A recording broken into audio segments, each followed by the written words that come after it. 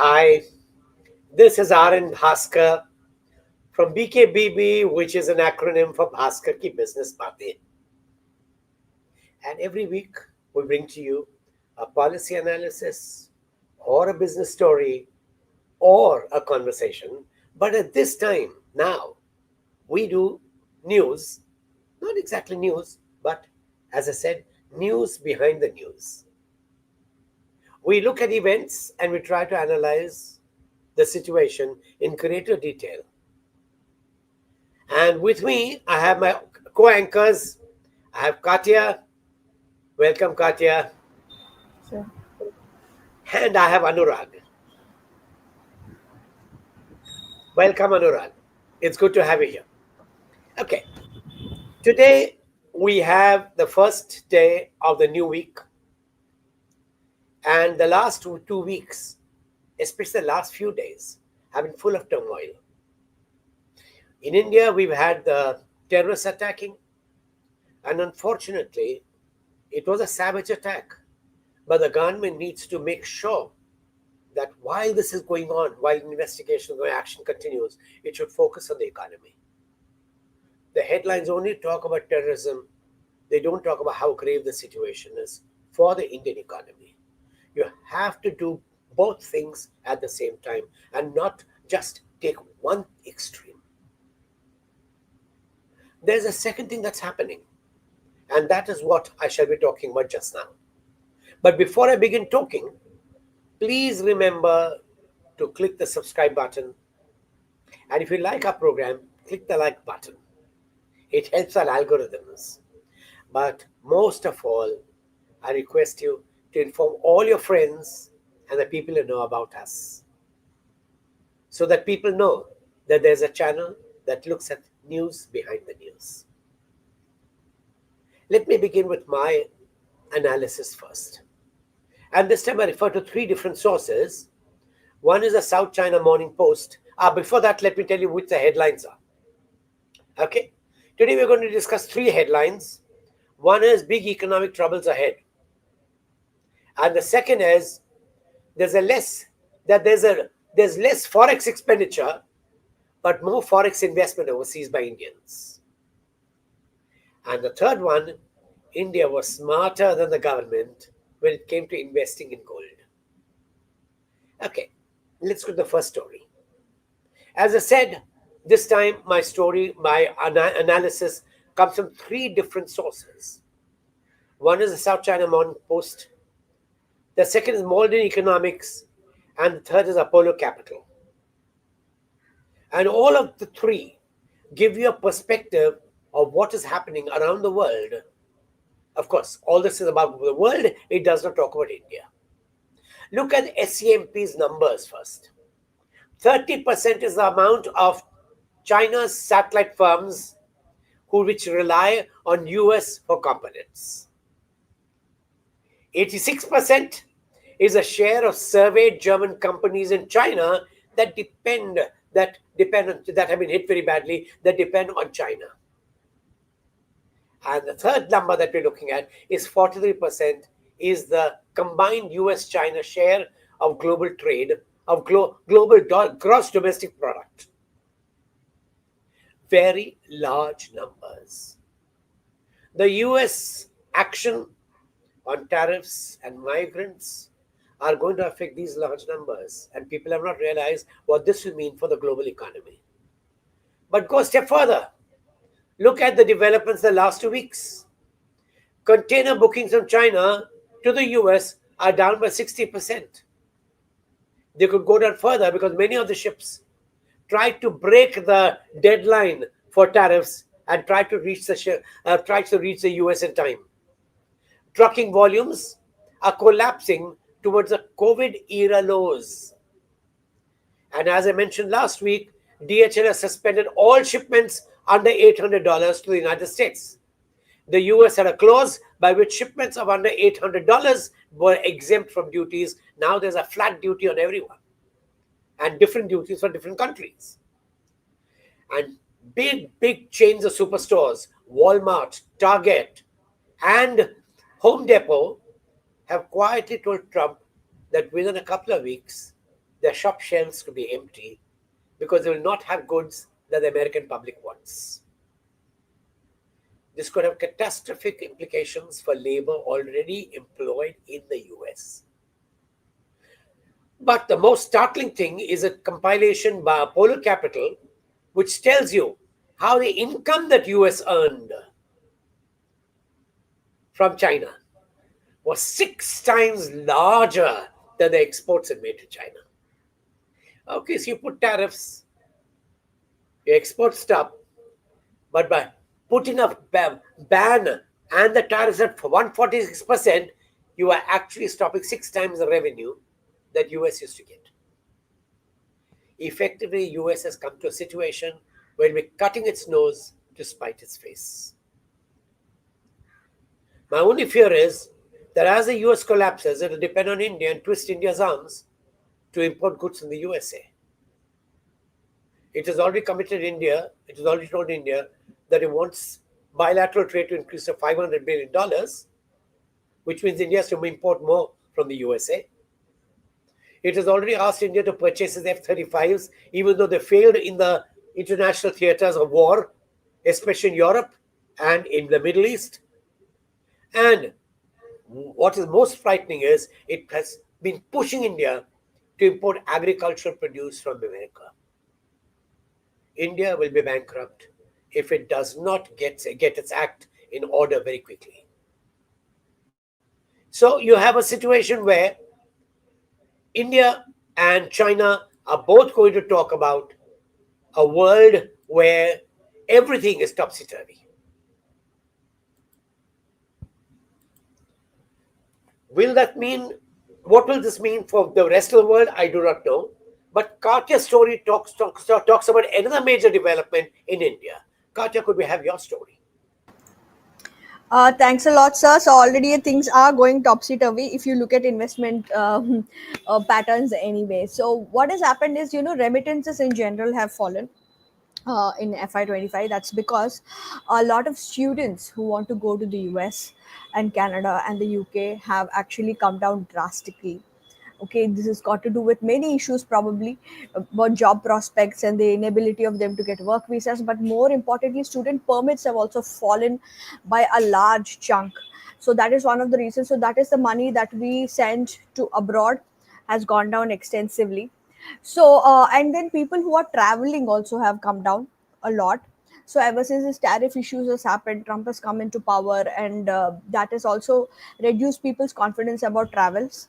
So that money also, which is also forms a very very large chunk of all the money where remit has come down. But very interestingly, Indians are betting more on overseas debt and overseas equities, which means just want to give a little bit of tidbit here. Most of the people who invest abroad are not, your basic retail investors. They are mostly HNIs. And I was also reading a recent report by Kotak Private Equity Kotak Private that said that, a lot of people tend to invest abroad, HNIs and UHNIs, because they see better prospects there, better tax arbitrage there, and they also want to diversify, de-risk their portfolios. And we also remind you that, because we had a very long rounding bull run, 2-year bull run in equities, a lot of Indian stocks have become extremely expensive, especially small caps and mid caps, because a lot of money, including SIP money, was chasing the same stocks. But internationally, stock markets have not been doing well while we were having a bull run, which means they provide better value and better returns. So investment money is going up, and other spends that we do is going up, but net it is fallen for now. We do not know what is the future is going to be. So back to you, sir. In fact, you're right, Katya. Things are so chaotic right now, nobody knows which way things are going to go. Right. But yes, Indians investing overseas is a trend that we've noticed for the last 4 years. Again, RBI data, where HNIs are investing in starting new ventures overseas. Because rather than invest in India, where the climate is not certain, government policies are not predictable. Overseas, at least, they have predictable economic policies, and with the depreciating rupee, they'll get benefits of a stronger currency overseas. Yes, you're Right. right. We are in trouble. And now there's a very interesting story which Anurag is going to come up with. Anurag, can we have your story? Good morning. Today's report is about Indian households' gold buying spree that has gained a staggering 59 lakh crore rupees in just 15 years. When Mr. JP Morgan himself said, gold is money, everything else is credit, Indian households took it very seriously. And way before Mr. JP Morgan said it, Indian housewives have been practicing reserving gold in many kinds for centuries. The total purchase of gold by Indian households in the last 15 years amounted to 12,006 tons, of which 8,696 tons were as jewelries, and the remaining 3,310 tons were as bars and coins. The calculation based on each year's average price of gold and quantity of gold consumed by households indicates approximately to about $700 billion. If we talk about recent updates, gold demand in India witnessed a 5% year on year growth at 802 tons in 2024. Moreover, the World Gold Council estimates cumulative holding of 25,000 tons of gold in the Indian households, which is almost close to India's total gold stockpile, estimated to be around 30,000 tons. The money printing exercise became the primary focus post the global financial crisis in 2007. And since the end of that year, gold is up by 800% in rupee terms, which is far more superior to Nifty 50 and S&P 500's returns of 292 and 276% respectively. This indicates that while the central bank and government focused on just money printing, Indian housewives made smarter investments. What's your take on this, sir? Anurag, you're absolutely right. Indians are smarter. And I feel sad that the RBI still keeps its reserves, its dollar reserves, its forex reserves, much of it in the dollar, where they get only 4% return. I mean, they should be leveraging that money with better investments and use them also as part of the reserves. In other words, the finance ministry and the RBI have not been as savvy as Indian housewives. You are right. The government does not have what we call banya buddhi. Thank you very much, Anurag. It was a good story. And now we go ahead with some questions that have already started coming in. Every time after the news analysis, we take up questions. And we have enough time to take up a few questions, and let me try. The first one is about what is India's economic status? Well, that's for the economists to talk about, but for me, with a depreciating rupee, with increasing prices on the street of what the garments index of consumer production shows, as we pointed out 2 days ago in the news, and with the declining forex, reducing exports, increasing imports, we are in trouble. We need to diversify. We need to look at other markets. Unfortunately, some ministers which believe that we should only continue looking at Europe and America and possibly New Zealand. But that is not the answer. We are in trouble because we have not been planning for a crisis.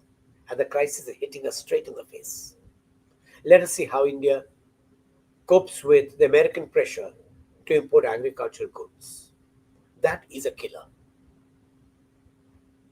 There is another question, and the question is about gold. Do you think gold will go up further? Well, ask the housewife. She seems to know more about gold than I will. Uh, as things stand now, gold prices have always gone up when there is no certainty in the world, when markets collapse, when the stable currency, which was the dollar, is also collapsing. So anything can happen. I don't see gold going down, but I certainly see it going up. But then it's a speculative answer. I do not want to tell you what to buy or what not to buy. And the third is, aren't Indian businessmen smart to invest overseas? Of course, they're businessmen because they're smart. The government's not a business person. It can't think money the way businessmen can. That is why they're investing overseas and they're not investing in capacities in India. The government's job is to create right policies, to make an environment where investments are possible. Don't mix up those two. But the businessmen are smart. Indian businessmen have always been smart. Anyway, that brings me to the end of today's session. Thank you very much for being with us. It's always a pleasure to have you with us, especially on the first day of the week. And yes, once again, a reminder, click the subscribe button if you haven't done so already. If you like this program, click the like button. Most of all, tell your friends about us. We depend on that. And finally, have a wonderful, wonderful day and a great week ahead.